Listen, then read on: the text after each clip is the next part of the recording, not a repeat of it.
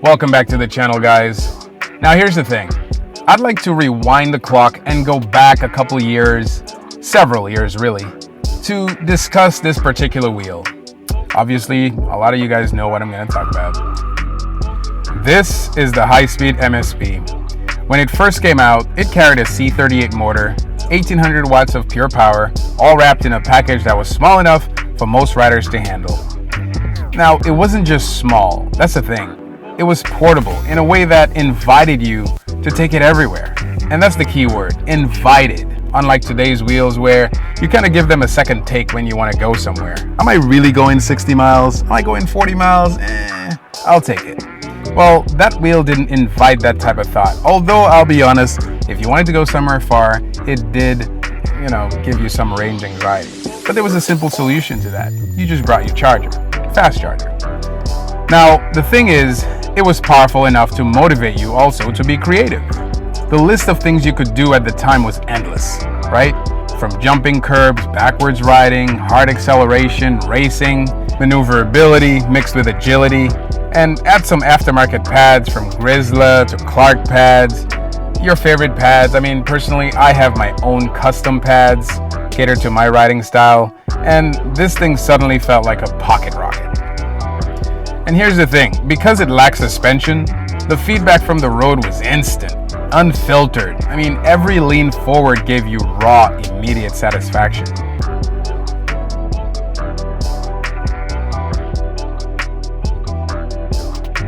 You guys are gonna ticket me? No. You guys are gonna give me a ticket? Have a good day, guys. How hard is that to balance on? What did you say? Is it hard to learn how to ride that? So what I'm translating from what I'm getting from you is you're interested. Well, my son was talking. He's like, I want. How old is he? He'll be 15 on Saturday. Oh yeah. So here's the thing, right? It's like anything else. So if I turn it off, it falls forward. Okay. So when you turn it on, there's like magnets and all kind of magic in there that keeps it stable, like 1,000 times more stable than a hoverboard. So it's like a bike at that point where you just try to go as fast, not fast, but a reasonable speed forward so you can keep balance. Keep balance. It's just like a bicycle. Without a seat. You could sit right here. Oh, There's a seat, yeah. And this is like one of the smallest ones. That's crazy. So there are ones that are much bigger. But if your son's interested, tell him go to Ewheels.com or Alien Rides, electric unicycle. They've been doing the crazy carts, those crazy cart things. It's like a little go-kart, but they like. Oh yeah, so he likes that. My oldest son will be 21 tomorrow, so they've been building them together. And but it makes sense because there's a low barrier of entry in terms of like learning how to do it. You don't have to learn how to ride. Like this thing, you have to learn how to ride. You have to commit, So. But they're pretty cool. You can rely on that. Hey, you could use it too. Yeah, hell no. Walking all day. I'll bust my ass. Have a good day. Take it easy. Bye. So how did this wheel come about? Well, back then, Begode had released the MSP Torque. And it was great. It was groundbreaking because it was a torque wheel specifically for off-roading, okay? Because Begode was always known for releasing speed wheels, etc. But this wheel was designed for torque. And it's funny because a lot of us were expecting it would be above 40 miles an hour, maybe 45, 48, something like that. We were kind of like really hopeful. But what they released was a wheel that did only 40, literally 40, no buffer, 40 or dead. That's it. Whoa. So we were like, what the frick is going on? We want more. So we reached out to, a lot of us reached out to Ewheels and said, listen, can you get them to, make it go faster? And they did. Begode spoke with Ewheels, they worked together, and somehow they were able to release the speed wheel called the MSP High Speed. Now what's interesting is today you could compare that to say it's kind of like the field weakening feature, but here's the thing, they got rid of the torque. But what's interesting about that wheel, it still had enough torque, to be honest. It was a speed wheel with a good amount of torque, provided you were less than 215 pounds, maybe 220 pounds. Other than that, you're gonna pretty much blow the board, which I ended up doing at one point. Oh, that's interesting. Dude, this thing cut out on me. That's amazing. Too much torque.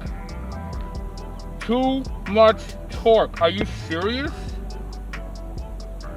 But as a result of this, beautiful communication between the best distributor in the world and Begode, the High Speed MSP was born. Slow down.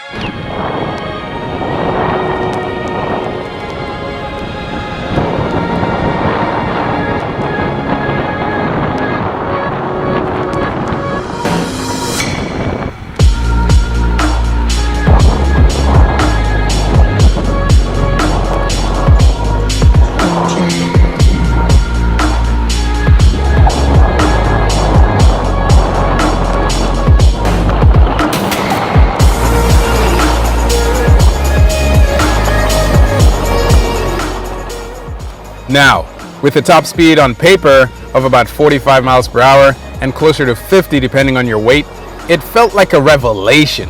I mean, I had my alert set to like 47, 48, with 50 being the absolute edge. Safety margin was razor thin, but dude, the road was calling. I had to do it.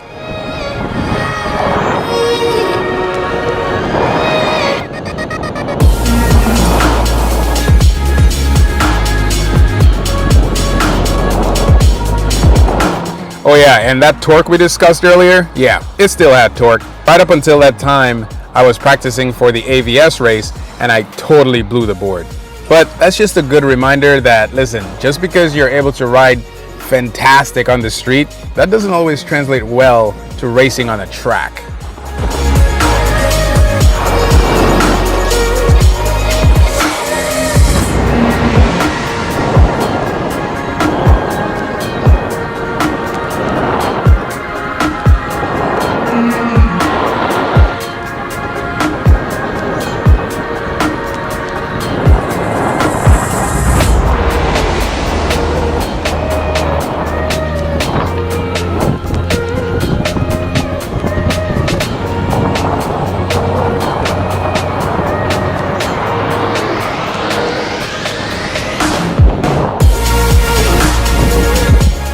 But guys, as quickly as that machine came into the spotlight, it faded just as fast. Now, not because it failed, but because the next wave of wheels just brought more. I mean, there was more range, more speed, more stability. The MSP wasn't abandoned, it was just, I would say, outpaced. And honestly guys, in my opinion, the wheel that finally pushed it aside was the OG Sherman.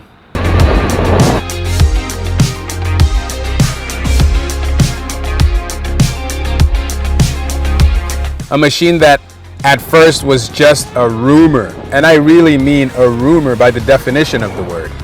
Now, Leaperchem was also a rumor. I mean, we honestly didn't even know this company was really coming out or not until they started releasing images of the OG Sherman on the electric unicycle forums and other websites.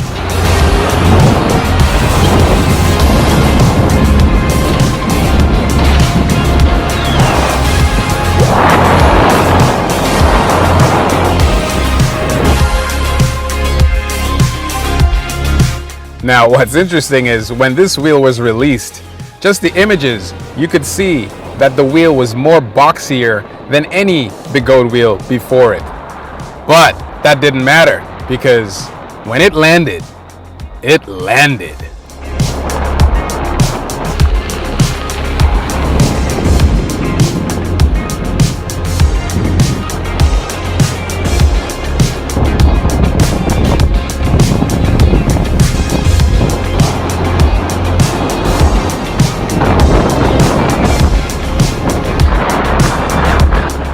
Now, this magnificent innovation offered everything from speed to range and still enough portability to make it irresistible.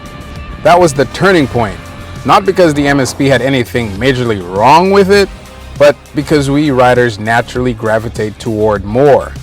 And that's exactly what the Sherman offered at that time. A lot more. Now, here are some of the specs. On paper, battery, 3200 watt hours, speed 45 miles per hour, motor power 2500 watts, range 128 miles, weight 77 pounds. Now here's the thing, don't believe what you see, because if Big Goat had a 5 mile per hour buffer with most of the machines, Leaperchem had 10, because there were lots of people who did 10 miles per hour more, achieving 50 miles per hour comfortably with that machine. Now, Exactly, this is your because- first time riding. Right, and this is my first time riding. Don't even know what EUC was until like maybe 5 months ago. And you know, I want to be part of the community. I love it. Every time I watch the YouTube, you know, whether it's Ustride, Marty, Dove, Kojo. So yeah, even new riders loved the Sherman. I mean, these are riders who probably never set foot on an EUC before or heard of one. But because of the amount of fanfare, I mean, granted, Coogee Rolls made a video where it potentially hit 3 million views in a short period of time. I mean, you could imagine the amount of new riders this brought into the fold. And while Gotway flirted with iterative releases with 1800 watt hours, 40, 45 miles per hour, etc., slowly but surely bringing you to what you truly desire, Liperkim had something to prove, and they did in great fashion. It was a small enough package with a great handlebar front and back, and I think the most amazing part about that machine at the time was the range. Okay, 3200 watt hours, and the range anxiety that a lot of us were concerned about was just thrown out the window with that release. Now, to put things into a little bit perspective here, back then there was literally not a single EUC manufacturer that released the electric unicycle that did not have to be connected to an app in order to operate it properly.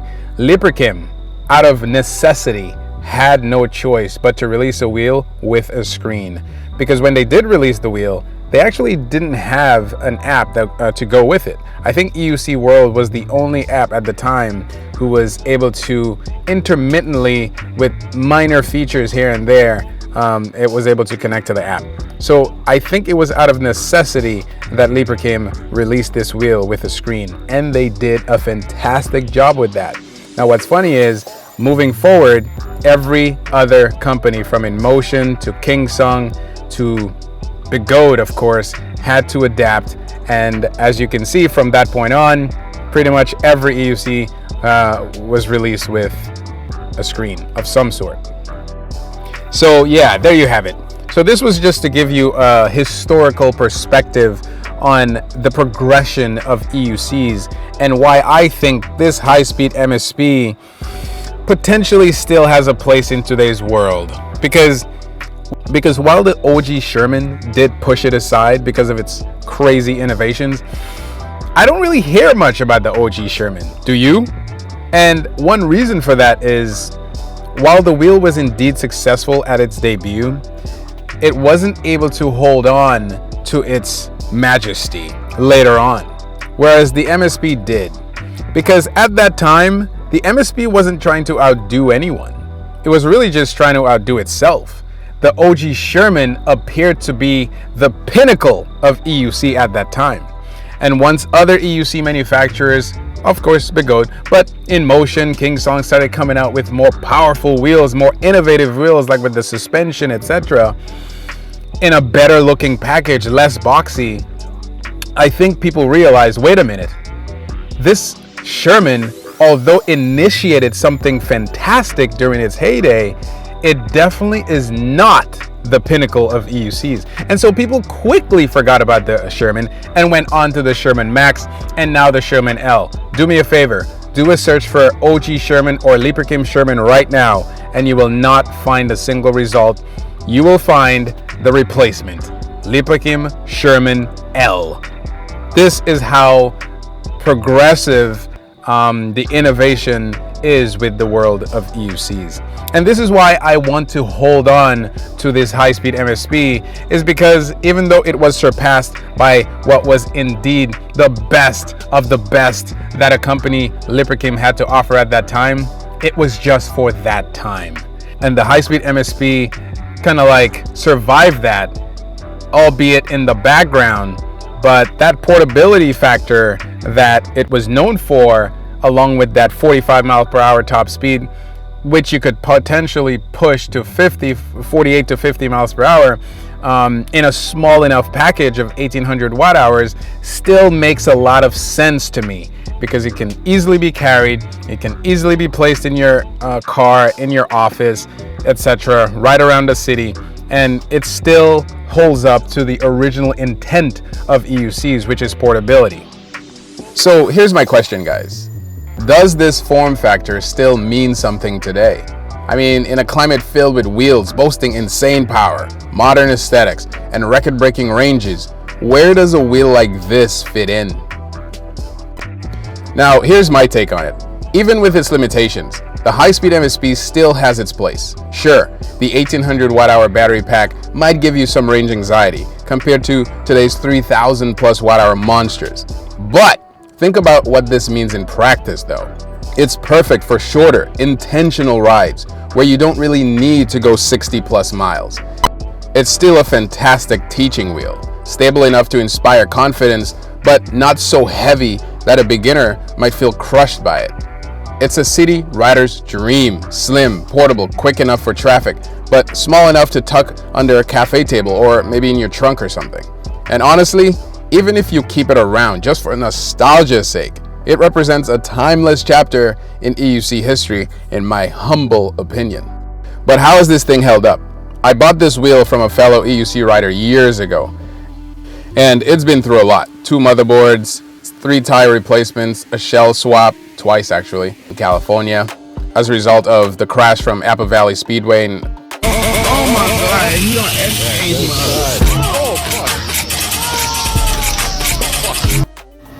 So it's time to do away with this pedal. I probably had so many instances where I almost fell off because there's no more friction here.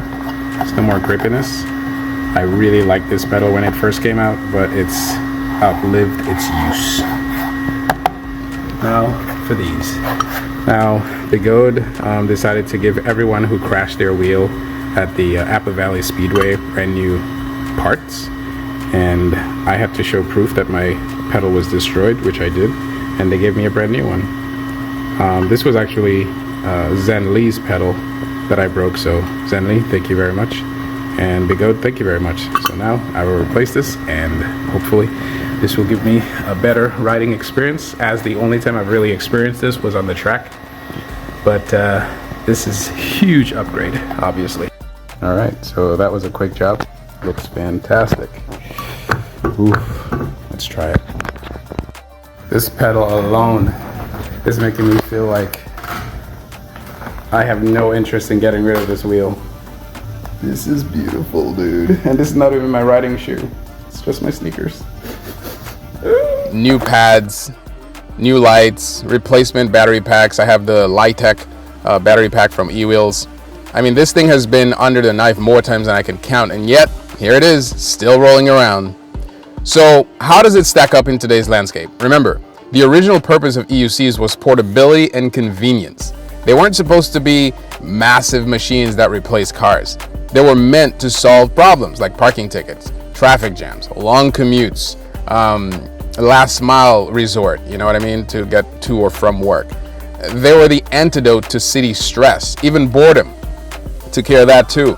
And that's why I ask you, not newcomers. I'm not referring to newcomers. I'm talking to the people who's been in the game for a very long time. If you dig deep down in your memory, do you still see a reason to keep this MSP around? Because I certainly do.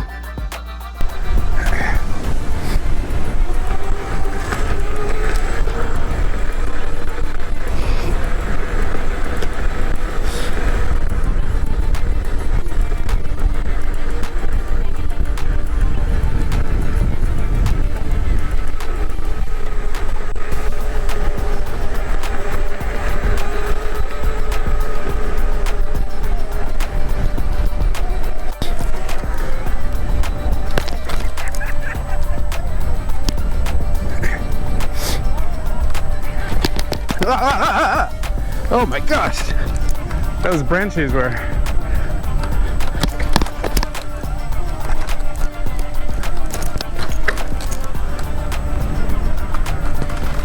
Sorry.